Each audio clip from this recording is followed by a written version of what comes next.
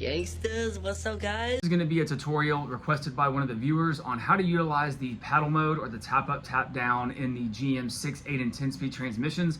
This is a pretty cool function, you know, because you can use your paddles and you can do an auto upshift that solely relies on a mile per hour trigger as opposed to the mile per hour and the RPM trigger that is utilized in the normal mode. So we're going to start.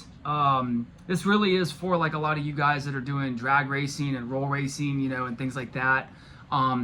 If you notice here, this is a 6-speed, a 6L80 file. If you notice here in the normal mode, you have a full throttle shift speed, and then you also have an RPM trigger that you're going to try to toggle and line the two up at the same time. So if you're maybe just a bolt-on car, intake, throttle body, a tune, flex fuel, something like that, you know, in some of the other videos I might show you to bump this up 300 or 400 RPM to start there, and then you can adjust the shift scheduling. Again, logging it in the scanner and trying to line all of that up. But one of the easier things to do is to come down here under your shift scheduling to this tap up, tap down normal. Now, what you're going to see here, this is kind of strange, and this is a stock truck file. You're going to notice here that essentially the 1 to 2 shift is never going to happen. So if you've got a Camaro or a Vet or something like that, you know, a Chevy SS or a G8, you know, you might find that the tap up, tap down mode does not auto upshift, that you have to use the paddles. And that's not necessarily a terrible thing. You can log the mode that you're in the scanner, and you can configure these any way you want, but a lot of you guys are going to want to put it in the auto upshift mode or the tap up, tap down and run the car like that and it make the shift. And here it's only going to rely on whatever you set up here. So what's a good place to start? Okay, what we would probably do is take this normal shift schedule deal from our normal full throttle shift speed. We'll paste this into here, paste this into here, bring this across. There you go. So you can see that at any throttle position, 31 miles an hour is going to be where you make the 1-2 shift, and then 60, so on and so forth. And you would do the same for your 5th gear. You would take this again. You probably aren't going to hit 130 miles an hour, but for a 6-speed, in one of the cars or the trucks, we'll do the same thing for 6th gear. This is how you would set it up. So we've got something like this. Now there is a tap up, tap down rev limiter, but if you notice here, 8191, basically there is no rev limiter here. The only rev limiter that's going to be set, that it's going to reference, is the one that you have set on your engine side, which hopefully by now you would have moved up if you're moving these up as well. And you would go out and you would test this, and maybe in a bolt-on car with like some flex fuel or even a set of headers, this might be pretty okay. You might find that 31 miles an hour is not enough. You can run it out another 3 or 4 miles an hour. You know, you would come in here and you would maybe bump it by 4, so you'd make it 35, so on and so forth. Okay, this is a 6-speed file. This is how you would do that one. We're not going to save this one. We're going to go over here to our 8-speed file. Be cautious with this on how it's laid out. There again, if we come up here to tap up, tap down, now you'll notice this one has mile per hour triggers already programmed into it.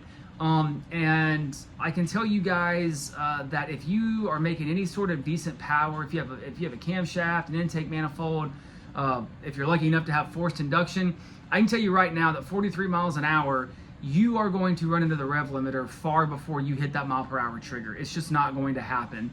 9 times out, especially the 1-2 shift. If you find that you're running into the rev limiter, you actually need to back the mile per hour trigger down. And so where do you go from here if that's the case for you? A good starting point would be your normal shift speed. So we would come up here. Actually, we're going to go to our full throttle. Notice in the 8 speeds though, the upshift is down here, so make sure you catch that. So we would copy and paste these and come back down to our upshift for our tap up, tap down, and then again we would just paste these in like such, okay? And we would do the same for the full. You notice here the full throttle shift speed, none of these are ever gonna happen unless you actuate the paddle. So we would paste these in to our upshifts, and there you go. You would do the same thing. You would go in and you would test this and see if the car likes it, if the truck likes it, and it would really be kind of up to you. There again, there is a tap up, tap down rev limiter. You can move this if you'd like, but the nice thing about the tap up, tap down mode is that it references the mile per hour trigger, which is, again, you know, much more preferable. So that's going to be the 8-speed. We'll go to a 10-speed file now. Again, just be prepared that you're probably going to be moving up, you know, some of these shift speeds. Again, it's all going to be based on feel. What do you like? How do you drive? It's really going to be up to you. So again, here's our upshift schedule for tap up, tap down. Again, 41 miles an hour. Probably going to run into your rev limiter, potentially even on a stock, you know, vehicle, or just a bolt-on vehicle. So we would go up here to our full throttle shift speed. Probably better too. We've had a lot more luck with starting with them too low and then short shifting, and you creeping up 2-3 miles per hour at a time. So again, that's something to consider. We'd go over here to our full throttle. Yeah, there again, it's not going to make the, what that basically means, before we change this table, before we change these values, it would auto upshift to those values except at full throttle, which is probably going to be anything in this 87 and above range. So at full throttle, if these were set to 318 like they were, it would not make the shift unless you actuated it with the paddle. Another thing that a lot of you guys are running into is that is that first gear just won't hold the power that you're trying to make work, especially if you have a big camshaft and good heads or a good intake manifold, or again, forced induction. You may want to consider experimenting with a second gear leave. So the way that you would do that is you would come in here and you would zero out this upshift, and you would also come in here and you would zero out the downshift.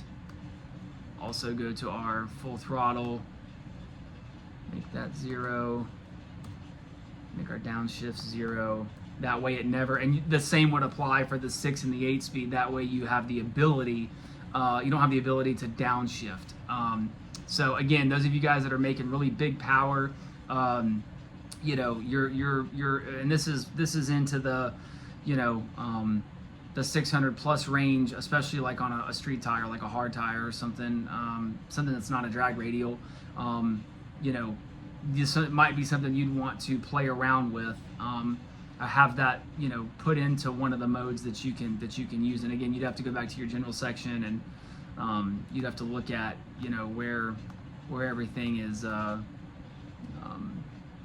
you know, routed to. But typically that tap up, tap down mode is going to be your best bet. But yeah, that's how you do it, just using these upshift tables and then pasting those into your tap up, tap down modes, and again, going out and testing them. So this is a pretty cool viewer requested video. If you guys have anything else that you want to see in these transmissions or these files, feel free to reach out and let me know. If you've got data logs you'd like for me to go over and put into a video, let me know and I'll be happy to do it. And yeah, we'll see you guys in the next one.